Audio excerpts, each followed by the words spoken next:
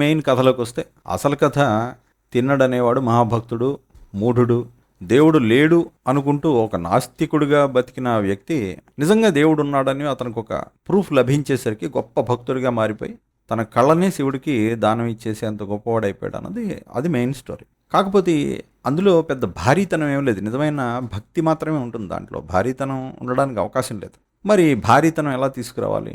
ఉన్న ఏకైక అవకాశం ఆ తిన్నడు అర్జునుడి పునర్జన్మ అనే మంచి పాయింట్ ఉంది, అతడు మహావీరుడనే ఒక పాయింట్ ఉంది. దాంతో ఇంకా ఫైట్స్ అవి పెట్టేసి గూడెల మధ్య పోరాటాలు, అందులో నాయకత్వాలు, నెగ్గడాలు ఇదంతా పెట్టుకొచ్చారు. యాక్చువల్గా బేడర కన్నప్ప అదేనండి కాళహస్తి మహత్యం ఒరిజినల్లో కూడా ఈ పార్ట్ కొంత ఉంటుంది.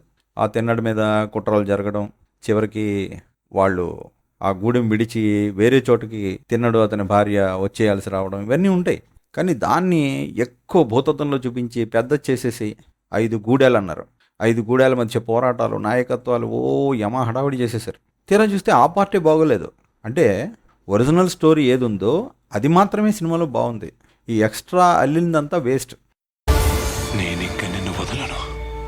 ఇది నా అన్న, తిన్నడి అన్న. మహేశ్వర, నీ పవిత్ర నేత్ర కమలముల నుంచి అశ్రుధారలా